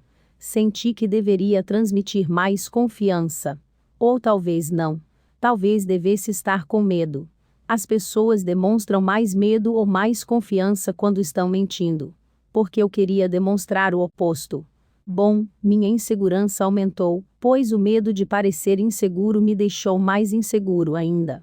A merda do círculo vicioso infernal. Isso é o que vamos ver, disse ele. Então ele voltou a atenção para minha mochila, que aparentemente tinha 100 bolsos, cada qual com os objetos adolescentes mais bobos. Canetas coloridas, bilhetinhos passados durante a aula, CD do começo dos anos 1990 com a caixinha rachada, marcadores secos, um velho bloco de desenho sem metade das páginas, inutilidades, poeira e fiapos acumulados durante toda uma existência enlouquecedoramente monótona no ensino fundamental. Meu suor devia estar jorrando à velocidade da luz, e o tempo se prolongava, e se dilatava de tal forma, que os poucos segundos naquele relógio da aula de biologia tinham se transformado em éons. Cada minuto suficiente para crescer, envelhecer e morrer. Somente eu, o Sr. Price, e minha mochila sem fundo. Em algum momento da era mesolítica, o Sr. Price terminou de revistar a mochila. Sem ter encontrado nada, parecia nervoso. Virou a mochila de cabeça para baixo, deixando cair tudo no chão, e começou a suar tanto quanto eu, só que, se no meu caso era pavor, o que ele sentia era raiva. Nada de drogas hoje, hein? Ele tentou parecer casual. Não, eu tentei também. Ele espalhou minhas coisas, separando cada item, e os reunindo em pequenas pilhas ao lado do meu uniforme de educação física. Meu casaco e minha mochila estavam agora esvaziados e murchos em seu colo. Ele suspirou e olhou para a parede. Como todo bom adolescente de 13 anos trancado numa sala com um homem que acabou de jogar suas coisas no chão furiosamente, eu queria chorar. O Sr. Price analisou os itens espalhados. Nada ilícito ou ilegal, nenhum narcótico, nem mesmo algo que infringisse as regras da escola. Ele suspirou e, depois, jogou no chão também o casaco e a mochila. Então se inclinou e apoiou os cotovelos nos joelhos, o rosto na altura do meu. Mark, vou lhe dar uma última chance de ser sincero comigo. Se você for sincero, vai ser muito melhor para você. Se estiver mentindo, vai ser muito pior. Como se ouvisse a minha deixa, engoli em seco. Agora, diga a verdade, exigiu o Sr. Price. Você trouxe drogas para a escola hoje? Tentando conter as lágrimas, os gritos querendo escapar pela garganta, encarei meu torturador e, em tom de súplica, louco para me livrar daquele horror adolescente, respondi. Não, eu não tenho nenhuma droga. Não faço a menor ideia do que você está falando. Tudo bem, disse ele, sugerindo rendição. Pode pegar suas coisas e voltar para a aula. Ele deu uma última olhada para a mochila vazia, jogada como uma promessa quebrada no chão de sua sala. Então, casualmente, pisou de leve na mochila, uma última tentativa desesperada. Esperei ansiosamente que ele se levantasse e saísse, e assim eu poderia seguir com a minha vida e esquecer aquele pesadelo. Mas o pé dele encontrou alguma coisa. O que é isso? Perguntou o Sr. Price, dando umas pisadinhas. Isso que? Ainda tem alguma coisa aqui. Ele pegou a mochila e começou a tatear o fundo. A sala ficou embaçada aos meus olhos, tudo ao redor oscilava. Eu era inteligente, quando jovem. Era simpático, mas também era um idiota. Digo isso no sentido mais amoroso possível. Eu era um idiota rebelde e mentiroso, irritado e cheio de ressentimento. Aos 12 anos, modifiquei o sistema de segurança da minha casa usando ímãs de geladeira para sair escondido à noite. Meu amigo e eu colocávamos o carro da mãe dele em ponto morto e o empurrávamos até a rua para dirigir por aí sem acordá-la. Eu escrevia redações defendendo o aborto, porque sabia que a professora de inglês era uma fanática religiosa. Outro amigo e eu roubávamos cigarros da mãe dele e os vendíamos atrás da escola. Eu abri um compartimento secreto no fundo da minha mochila para esconder maconha. Foi esse compartimento que o Sr. Price encontrou depois de pisar na minha droga escondida. Eu tinha mentido. E, como prometeu, o Sr. Price não pegou leve comigo. Algumas horas depois, como todo bom adolescente de 13 anos algemado no banco traseiro de uma viatura policial, eu achava que a minha vida tinha acabado. E tinha mesmo, de certa forma. Meus pais me prenderam em casa. Eu não teria amigos no futuro próximo. Fui expulso da escola e terminaria o ano letivo estudando em casa. Minha mãe me fez cortar o cabelo e jogar fora todas as camisetas do Marilyn Manson e do Metallica, o que, para um adolescente em 1998, equivalia a ser condenado à morte por tosquice. Meu pai me arrastava para o trabalho de manhã e me fazia arquivar documentos por horas a fio. Depois que a educação domiciliar terminou, fui matriculado numa pequena escola cristã, onde, o que não deve ser uma surpresa, eu não me encaixava muito bem. E, quando enfim tomei jeito, entregando os trabalhos no prazo e consciente do valor de uma boa responsabilidade clerical, meus pais decidiram se divorciar. Estou contando tudo isso só para ilustrar como minha adolescência foi uma bosta. Perdi todos os meus amigos, meu ambiente, direitos legais e família num intervalo de 9 meses. Como diria a psicóloga que me atendia aos 20 e poucos anos, foram eventos traumatizantes pra cacete, e eu passaria uma década e mais, um pouco tentando entendê-los, e deixar de ser um bestinha egoísta e arrogante. O problema com a minha vida doméstica naquela época, não foram todas as coisas horríveis que foram ditas e feitas, e sim tudo que deveria ter sido dito e feito, mas não foi. Minha família ignora problemas como Warren Buffett, ganha dinheiro ou Michael Jordan enterra no basquete. Somos os melhores nisso. A casa podia estar pegando fogo, e diríamos: ah, não, está tudo bem. Só um pouco quente aqui, talvez, mas sério, tudo bem. Quando meus pais se divorciaram, não houve pratos quebrados, portas batidas nem discussões histéricas sobre quem chifrou quem. Depois que garantiram para mim, e para o meu irmão, que não era culpa nossa, eles abriram para perguntas: sim, você leu direito, sobre a logística da nossa nova vida.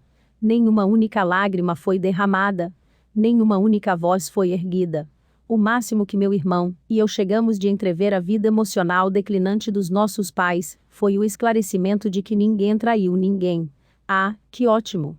O ar estava meio abafado ali na sala, mas tranquilo, tudo certo. Meus pais são boas pessoas. Não os culpo por nada disso, pelo menos não mais. E amo muito os dois. Eles têm a própria história, a própria jornada, e os próprios problemas, como todos os pais. Como os pais deles tinham, e assim por diante. E, como todos os pais, os meus, com as melhores intenções, transmitiram para mim alguns dos seus problemas, o que provavelmente também farei com meus filhos.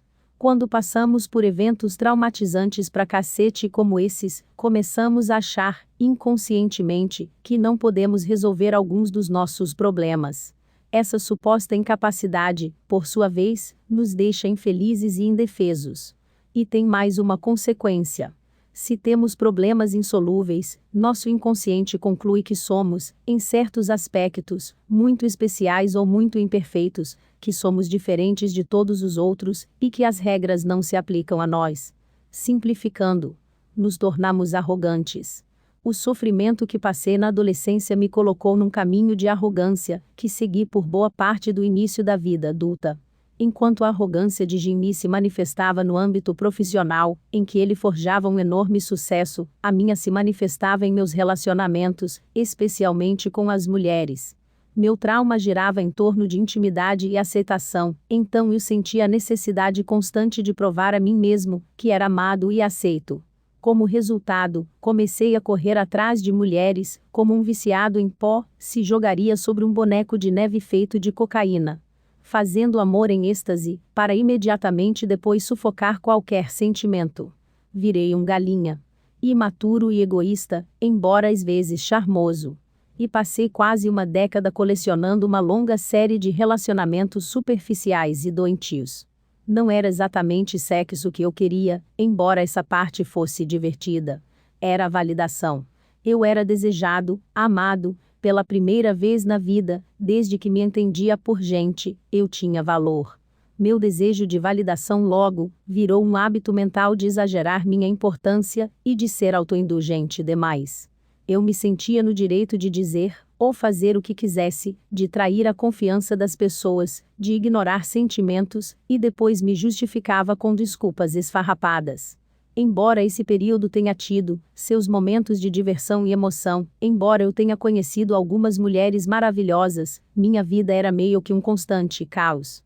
Vivia desempregado, dormindo no sofá de amigos, ou morando com a minha mãe, bebendo muito mais do que deveria, me afastando de vários amigos, e, quando conheci uma mulher de quem realmente gostava, meu egocentrismo não demorou a estragar tudo. Quanto mais profunda é a dor, mais impotentes nos sentimos diante dos problemas e mais arrogantes ficamos em compensação. Essa arrogância pode funcionar de dois jeitos. 1. Eu sou incrível, e vocês são uns merdas, então mereço tratamento especial. 2. Eu sou um merda, e vocês são incríveis, então mereço tratamento especial. Por fora, são mentalidades opostas, mas por dentro é o mesmo recheio cremoso de egoísmo. Na verdade, é comum ver gente arrogante alternando entre um pensamento e outro. Ou estão no topo do mundo, ou o mundo desabou sobre eles, dependendo do dia, ou de como estão lidando com seu vício naquele momento. Grande parte das pessoas percebe na hora que alguém, como Jimmy, é um completo imbecil narcisista, porque ele deixa bastante óbvia sua autoestima delirante. O que a maioria não identifica como arrogância, é o comportamento daqueles que se sentem sempre inferiores e indignos do mundo. Interpretar tudo na vida como vitimismo constante exige tanto egoísmo quanto atitude oposta. A mesma quantidade de energia e de autocentrismo delirante são necessários tanto para acreditar que você tem problemas insuperáveis quanto que não tem problema algum.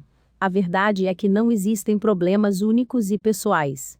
Se você tem um problema, é provável que milhões de outras pessoas já tenham passado por isso antes de você, estão passando agora ou virão a passar no futuro, inclusive conhecidos seus. Isso não diminui o problema nem anula a dor. Isso não significa que você não é legitimamente uma vítima em algumas circunstâncias. Significa apenas que você não é especial. Geralmente, essa constatação de que você e seus problemas não são mais graves ou mais dolorosos que os dos outros é o primeiro passo, assim como o mais importante, para resolvê-los. Mas parece que cada vez mais gente, principalmente entre os jovens, esqueceu isso. Professores e educadores notam uma falta de resiliência emocional e um excesso de demandas egoístas nos jovens de hoje. Não é incomum um livro ser retirado do currículo de uma turma apenas porque um aluno se sentiu mal com a leitura. Palestrantes e professores são destratados e banidos do campus por pecados tão banais quanto sugerir que talvez determinadas fantasias de Halloween não sejam tão ofensivas assim. Orientadores educacionais observam uma quantidade maior do que nunca de alunos exibindo sinais graves de abalo emocional após experiências comuns da vida acadêmica, como discutir com o colega de quarto ou tirar uma nota baixa. É estranho que, numa época em que estamos mais conectados do que nunca, a arrogância esteja tão em alta. Algo na tecnologia recente parece permitir que nossa insegurança jorre aos borbotões, de maneira inédita. Quanto maior a liberdade de expressão, maior nosso desejo de nos vermos livres de qualquer um que possa discordar de nós ou nos chatear. Quanto mais expostos ficamos a pontos de vista diferentes, mais nos incomodamos por eles existirem. Quanto mais fácil e livre de problemas nossa vida se torna, mais nos sentimos no direito de que fique ainda melhor.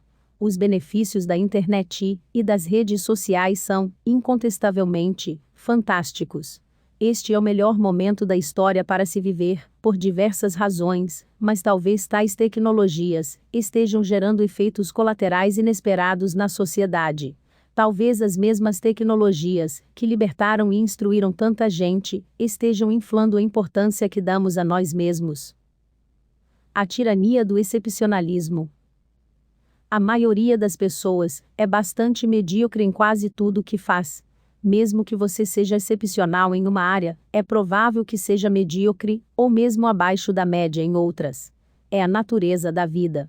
Para se tornar incrível em alguma atividade, é preciso investir nela uma quantidade absurda de tempo e energia.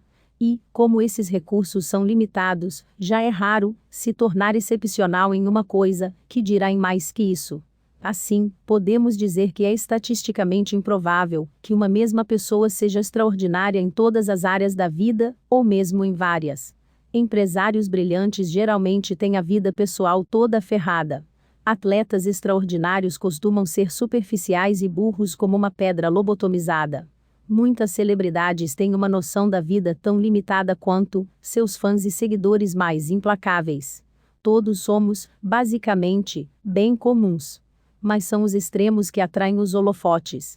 Já meio que sabemos disso, mas raramente pensamos, e ou tocamos no assunto, e menos ainda levantamos a questão de que isso pode ser um problema. Ter acesso à internet, ao Google, Facebook, YouTube e a centenas de canais de televisão é incrível. Só que nossa atenção é limitada. Não existe a menor chance de processarmos a tsunami de informações que nos atinge o tempo todo. Assim, só o que chama a atenção são as realmente excepcionais, aquele 0,01%. Todos os dias, todas as horas, somos inundados com o que é realmente extraordinário. O melhor do melhor. O pior do pior. As maiores façanhas físicas. As piadas mais engraçadas. As notícias mais perturbadoras. As ameaças mais assustadoras. Sem parar. Nossa vida é repleta de informações sobre os extremos da experiência humana, porque no ramo da mídia, é isso que chama a atenção, e a atenção gera lucro. É o mais importante. A maior parte da vida, no entanto, se dá na monótona média. A grande maioria da vida não é extraordinária, e sim bastante medíocre. Essa inundação de extremos noticiados nos condicionou a acreditar que agora, ser excepcional é a norma. E, como somos todos bastante comuns na maior parte do tempo, o dilúvio de informações sobre o excepcional nos deixa inseguros e desesperados, porque, obviamente, não somos bons o bastante. Assim, sentimos a necessidade cada vez maior de compensar isso com arrogância e vício. Lidamos com isso da única forma que sabemos: enaltecendo a nós mesmos, ou aos outros. Alguns fazem isso criando esquemas fraudulentos de enriquecimento rápido. Uns atravessam o mundo para salvar crianças da desnutrição. Há quem se destaque nos estudos e ganhe 1000 prêmios acadêmicos. Outros entram na escola tirando. Alguns tentam fazer sexo com qualquer criatura que se mova. Isso tem a ver com a crescente cultura da arrogância que já analisei. Muitas vezes os millennials são responsabilizados por essa mudança cultural, mas, provavelmente, apenas porque são a geração mais conectada e mais visível. A tendência à arrogância abrange toda a sociedade, e acredito que seja consequência da excepcionalidade gerada pelos meios de comunicação de massa. O problema é que a onipresença da tecnologia e do marketing está dando um nó nas expectativas de muita gente. A enxurrada do excepcional faz as pessoas se sentirem menores, as faz sentir que precisam ser mais extremas, mais radicais e mais autoconfiantes para serem notadas ou terem valor. Quando eu era jovem, minhas inseguranças com intimidade eram exacerbadas por todas as narrativas de masculinidade ridículas difundidas pela cultura pop. Essas mesmas narrativas ainda circulam hoje. Para ser popular, o cara tem que sair e beber como um astro do rock. Para ser respeitado, tem que ser admirado pelas mulheres. Sexo é o bem mais valioso que um homem pode obter, e para consegui-lo vale sacrificar qualquer coisa, inclusive a dignidade. Esse fluxo incessante de notícias irreais alimenta nossa insegurança ao nos expor a padrões fantasiosos impossíveis de corresponder. não só nos sentimos sujeitos a problemas insolúveis, como nos consideramos fracassados, porque uma simples pesquisa no Google mostra milhares de pessoas livres desses problemas. A tecnologia resolveu antigos problemas econômicos, mas nos trouxe novos problemas psicológicos. A internet não disponibilizou apenas informação para todos, ela fez o mesmo com a insegurança, a incerteza e a vergonha. Mas, se eu não vou ser especial nem extraordinário, qual é a graça? Nossa cultura absorveu a crença de que todos estamos destinados a fazer algo extraordinário. Celebridades dizem isso. Magnatas dizem isso. Políticos dizem isso. Até a Oprah diz isso, então deve ser verdade. Cada um de nós pode ser extraordinário. Todos merecemos a grandeza. O paradoxo dessa ideia, afinal de contas, se todo mundo fosse extraordinário, então, por definição, ninguém seria, não é percebido pela maioria das pessoas. Em vez de questionar o que realmente merecemos, ou não, engolimos a mensagem e pedimos mais. Ser comum se tornou o novo padrão de fracasso. O pior lugar em que se pode estar é no meio do bando, no topo da curva de Gauss. Quando o padrão de sucesso de uma cultura é ser extraordinário, acaba sendo melhor estar no pior extremo da curva de Gauss do que no meio, porque pelo menos ali você é especial e merece atenção. Muita gente escolhe essa estratégia. Prova para todos que é o mais infeliz, o mais oprimido, o mais sofrido. Muitos têm medo de aceitar a mediocridade, porque acreditam que, se o fizerem, nunca conseguirão nada, nunca vão se desenvolver, e terão uma vida insignificante. É uma ideia perigosa. Uma vez que você aceita a premissa de que a vida só vale a pena se for notável e grandiosa, também aceita o fato de que a maior parte da humanidade, incluindo você, é inútil e sem valor. E essa mentalidade pode se tornar danosa bem rápido, tanto para você mesmo quanto para os outros. As poucas pessoas que se tornam verdadeiramente excepcionais em algo não alcançaram isso, porque se consideram excepcionais. Pelo contrário, elas são incríveis, porque são obcecadas por se aperfeiçoar. Essa fixação é derivada de uma crença imperturbável de que, na verdade, não são lá a grande coisa. É o inverso da arrogância. Quem se torna excelente em alguma coisa consegue isso por entender que não nasceu excelente, é medíocre, comum, mas que pode se tornar muito melhor. Essa ladainha de que todo mundo pode ser extraordinário e alcançar a grandeza é só uma punhetagem do ego. Uma mensagem gostosa de engolir, mas que na verdade não passa de calorias vazias, que deixam você emocionalmente gordo e inchado, como um Big Mac para o coração e o cérebro. O caminho para a saúde emocional, como para a física, é legumes e verduras, ou seja, aceitar as verdades sem graça e banais. Como suas ações em geral não importam tanto assim, e a maior parte da vida é tediosa e irrelevante, mas tudo bem. O prato de legumes vai ter um gosto bem ruim no começo. Você não vai querer comer. Mas, depois que engolir, seu corpo vai acordar mais potente e mais vivo. Afinal de contas, você não vai mais estar carregando a constante pressão de ser incrível e inovador. O estresse e a ansiedade de ser sempre inadequado e de precisar se provar vai se dissipar. E a percepção e a aceitação da sua existência banal o libertarão para realizar o que realmente deseja, sem julgamento ou expectativas altas demais. Você vai apreciar cada vez mais as coisas simples da vida. Os prazeres de ter amigos, de criar alguma coisa, de ajudar alguém em necessidade, de ler um bom livro, de rir com alguém de que você gosta. Que chatice, não. É porque tudo isso é comum. Mas talvez seja comum por uma razão. Porque são as coisas que realmente importam. Se você gostou, por favor, deixe o seu joinha, se inscreva, compartilhe o vídeo com seus amigos. Até o próximo vídeo.